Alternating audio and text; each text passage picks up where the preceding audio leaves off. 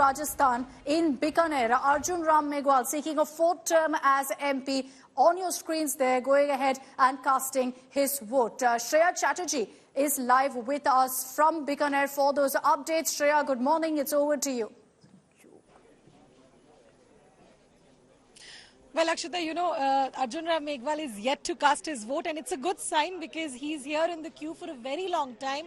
People in Bikaner are queuing in a large number, and I was just hearing where you were saying that people in Chennai also come in large number because of the heat later in the day. It's a pretty similar situation here in Bikaner. Arjun Meghwal, for a very long time, he is in the queue, and you can just see the queue behind me. The picture is speaking for itself. This is a bipolar contest, I'm being told, between the BJP and the Congress. Arjun Meghwal up for grabbing the seat for the fourth time right now. Sir आप बहुत लंबे समय तक line में खड़े हो, अच्छा sign है कि इतने सारे लोग सुबह सुबह वोट? अच्छा साइन है ना, इतने लोग इस आज के पर्व को मनाने के लिए, अपना मतदान करने के लिए आए हैं, तो ये तो लोकतंत्र की मजबूती है.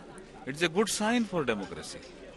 So as you heard him, he's also saying it's a very good sign because since 7 a.m. I've been seeing this particular booth, people in large numbers queuing. Arjun Meghwal is yet to get his number to cast his vote because of that reason.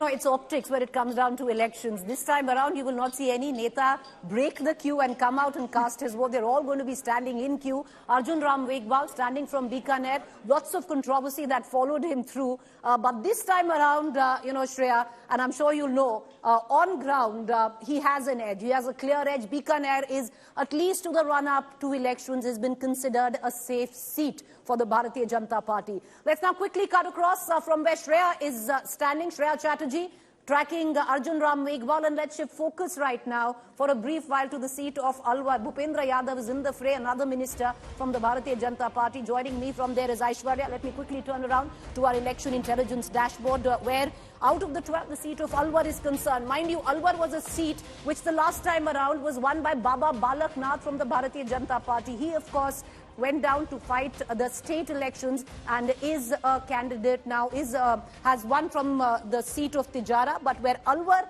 is concerned, as the Lok Sabha constituency, this is what it looked like. Balak Nath got a whopping 60% vote share, followed by Jitendra Singh of the Congress and the BSP standing at just 4% of Imran Khan. So it was a bipolar contest, and that is what we are expecting this time around as well, where the seat of Alwar comes into question.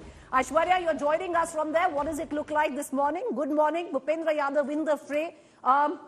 You've been speaking to voters. How's it going in Alwar?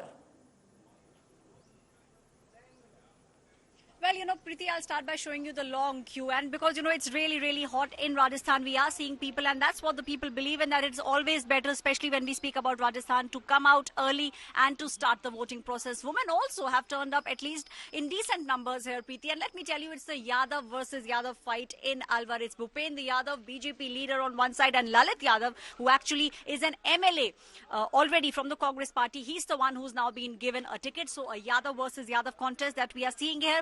Will Baba Balak Nath's, the idea that he got 60% votes, will Bhupendra Yadav be able to break that is the big question. And let me tell you, there are issues galore, at least when we speak about Alwar. Water being, Preeti, one of the major issues. Employment also is something that the younger generation now has been speaking about.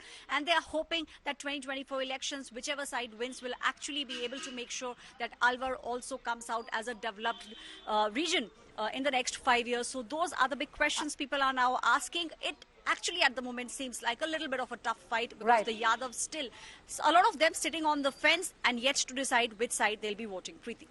A lot of Yadavs sitting on the fence. The Yadav vote counts where Alwar is concerned. Aishwarya, thank you for joining us. Water actually a huge issue in some of the constituencies that are going to vote in the first place. But I want to quickly shift focus to one particular Lok Sabha constituency that is completely cleared the pitch for the Bharatiya Janata Party.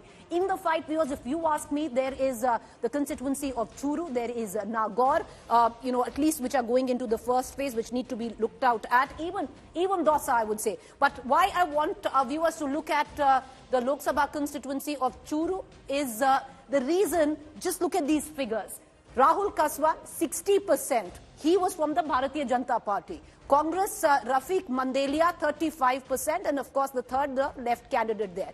These are the two figures that you need to look at, because viewers, this time around, Rahul Kaswan is fighting from the Congress, and from the BJP is Jhajharia, who is, an Olympian supported by the Prime Minister himself, who came in for a rally and went ahead and said that Narendra will now support Devendra. So it is a seat which needs to be, followed very closely on what comes down, because the turncoat Rahul Kaswa pulling in a lot of the Jat BJP vote. Of course, this is also, Akshata, a seat where personal battles are fought, where Rajendra Rathore, who is a Rajput from the BJP, now taking over, possibly shadow fighting this election for the Bharatiya Janata Party there.